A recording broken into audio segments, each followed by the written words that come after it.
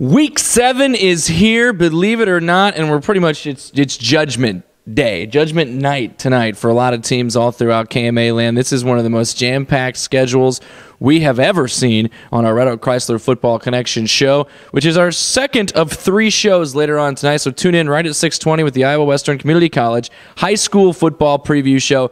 Then we'll follow that with the Red Oak Chrysler Football Connection show, and then, of course, the Scoreboard Show, brought to you by Key Chevy in Oakland, Keys Auto Center, your Ford and GM dealer in Harlan.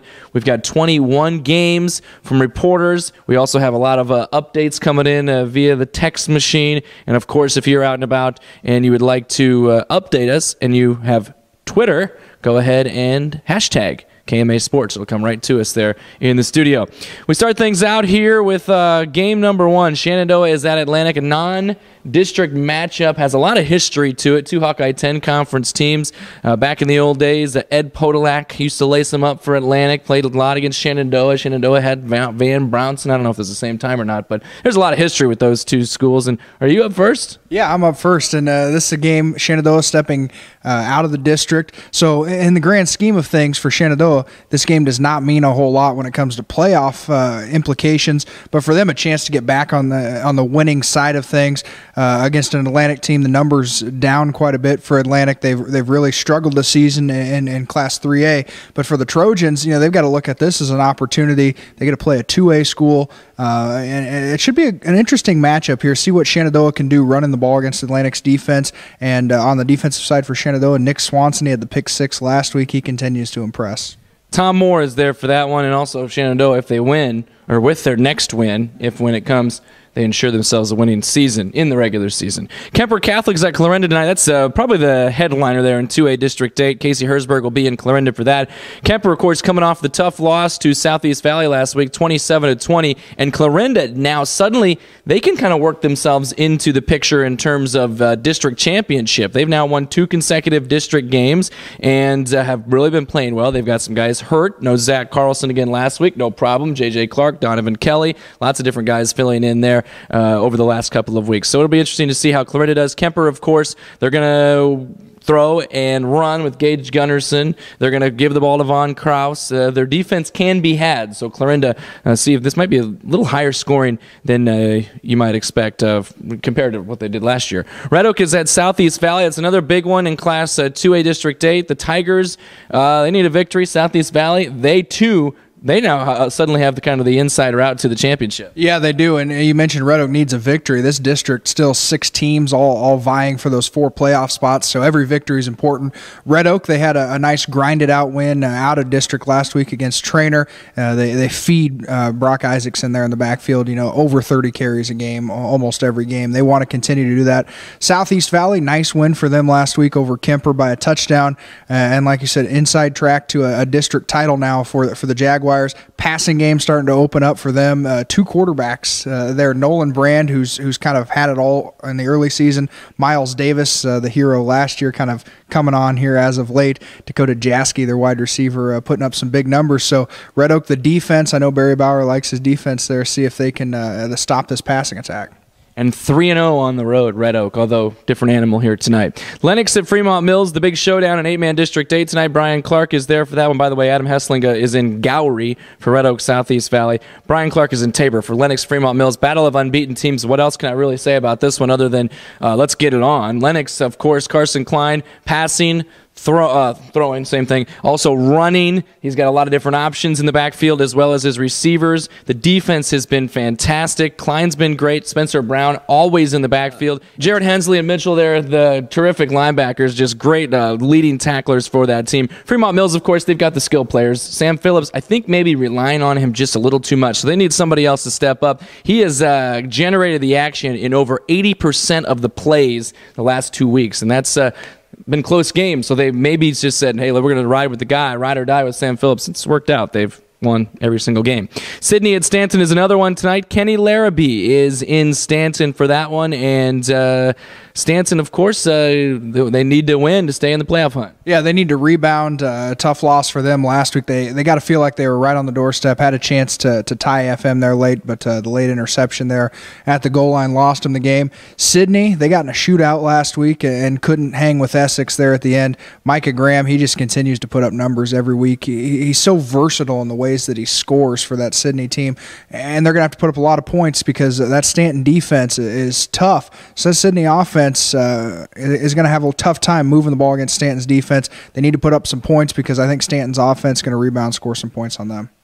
Essex at Nisshin is Dean Atkins' game in Hamburg tonight. And by the way, Kenny Larrabee is in Stanton, if I didn't say that yet. But Essex and Nisshin, there's going to be a lot of passes in this game. This one will probably go into our scoreboard show and maybe into our second hour because they're going to throw the ball so much. This game is going to take forever. There's going to be a lot of points. I've put the over-under at 110.5, and a lot of people think that's probably a little low. Ian Isaacson, Cody McClintock, Cody Davis, great games last week for Essex, Nisshin. Austin Thompson threw it over 50 times last week. Chad Blankhove over 300 yards receiving. Josh Haney is another option now as a receiver there for Nisshin. So a lot of points, a lot of yardage. Cam is at East Mills tonight. Jason Darnold, welcome back to the program. And in Malvern, and Cam and East Mills, a battle of playoff hopefuls. Yeah, and for Cam, right now they're sitting pretty good, but they've got a tough 3-game stretch that's really going to define this season for them. They've got East Mills this week, Fremont Mills next week, Lennox in week 9, and really it's do or die time for Cam. For East Mills, they've lost a couple of tough ones in back-to-back weeks, so see how the Wolverines respond here. They've got to stop Drew Tickner. He's been a hard guy to stop all season, real versatile for Cam. So East Mills has their work cut out for him, but the Wolverines trying to rebound nicely here. We move on to another 8-man game in District 7, another district championship, and it's Coon Rapids Bayard at Glidden Ralston. Got to watch out for these armchairs here. Jordan Matheny is in Glidden for this one. Great atmosphere there in Glidden. It's like the fans are right on top of you, really, and it's tough to win there.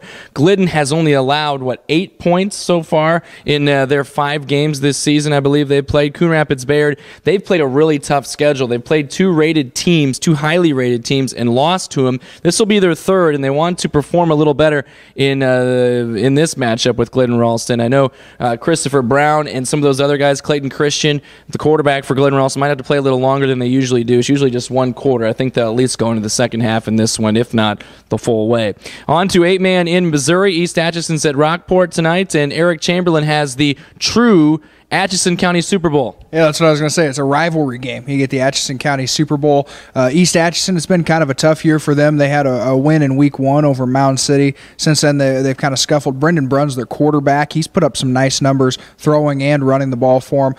Rockport, they got a tough blow with Brady Minter being hurt.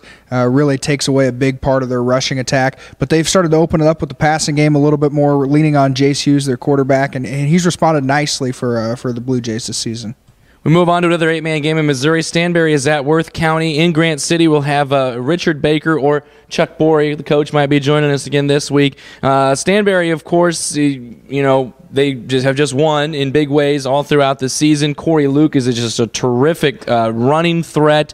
He's also he's a quarterback, so he throws once in a while too. Last week, first play of the game, they did a little, what Stanbury usually does, but it was total play action. Threw it 30 yards downfield. Nobody was within 10 yards of him. I saw that when I was in Hopkins. I was watching some footage from Stanbury's last game against Albany. But Worth County lost last week to North Andrew. Now they get their test against Stanbury, and I think they'll fare just a little better. This North Andrew team is just apparently unbelievable. We stick in Missouri and we go to Maryville, where Savannah is at Maryville. Maryville pretty much locked up, it's not clinched, but they pretty much locked up the MEC last week, and they'll try to continue that against the Savages of Savannah. Yeah, Maryville, again, impressive last week. Nice win over Smithville. So many options for this Maryville team. We thought they'd get pushed a little bit by Smithville, but really, they kind of dominated, pulled away in that game.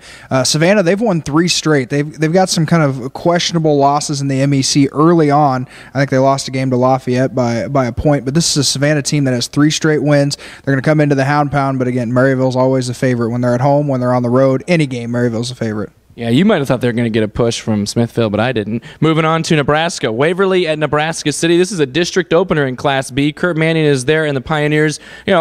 Same thing we say about him every week. Noah Casbaum, he's the guy that makes them go, passing, running, and even defensively that makes some nice plays as well. They're going to need him to step up and make a nice run at this district, although, Plattsmouth kind of does loom. But this is Waverly's probably the second team you would think coming into this thing, or maybe it is Nebraska City. We'll find out with Kurt Mannion later on tonight. We move on into small class Iowa football, and dang it, you get this one. AHSTW at Underwood, Class A District 1. I'm sorry, Class 1A District 1. Pretty much district championship on the line with Jan Harris. Buckle up. This one's going to be fun. Lots of good storylines in this game. I think the offenses for both teams kind of get a lot of the headlines, but I think the key in this game is going to come down to the defenses on both sides. AHSTW's defense, I've talked about Tameron McGurran, the big defensive tackle inside. He's a load. He's hard to stop for any team.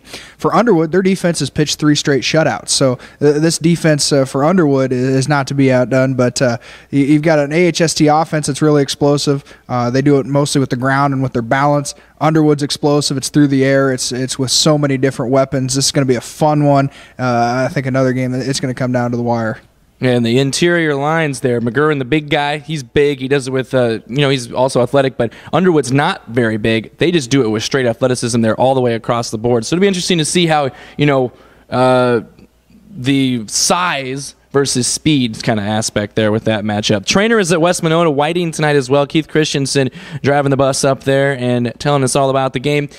Trainer, of course, they've lost 4 consecutive games. They're 2-4. They haven't won in the district. This is a good time for them to just kind of let all those frustrations out on this West Monona Whiting team, which has not won a game yet this year, been close in many of the games. So Trainer should be able to rack up some yardage, rack up some points, and have a nice long drive home with a victory in their back pocket. We move on to Griswold at Logan Magnolia. This is kind of always a fun little matchup, although Griswold's down a little bit. Both teams like to run a little bit. Yeah, this game's going to move fast. We might have lightning speed in this one, but you got Logan Magnolia, that offensive machine is churning there. Riley Wohlers, Austin Hayner, those guys in the backfield get a lot of touches, and they do good things with the ball. Griswold, on the other hand, they're struggling a little bit this season. Last week, they were able to put the ball in the end zone twice against St. Albert, led by Jacob Dickinson in the backfield. This is an offense that just continues to rush the ball. They have their system set, so see if they can go right at this Logan Magnolia defense, get some points on the board early, but Logan Magnolia, they've got a machine rolling there. They do. Also in that Class A District 1, by the way, Kent Ponslow and Logan for that one. Joe Narmy has Maple Valley Anthenoto at St. Albert, and this is probably for the number 3 spot. The winner of this one likely is your number 3, although St. Albert does have some tough games down the road. But eventually, I think projection-wise, this will be your tiebreak game for the number 3 spot in the district. Now, Maple Valley Anthenoto, they will give the ball to Marvin Gaines 40-plus times, and they will lean on their terrific offensive line to just kind of keep him untouched or from getting delivered some big hits against this St. Albert defense, which was really stepped up of late. I want to watch Eli Finn in this game for St. Albert. He has been a game breaker, punt return, kick return, and when he touches the ball on offense, they get a little creative to get him the ball. He finds a way to score. He broke out as a freshman, and this is Joe Montana's relation. He's related to Joe Montana, and also the guy that was named. They named the field. It was Vince Reber or something up there. Al Lieber, yeah, Al Lieber. He's related to Eli Finn too, so there's some good bloodlines there as well. So I'm looking forward to seeing how this one turns out. That one might steal the show tonight. Joe Narmy might be with us deep into the night.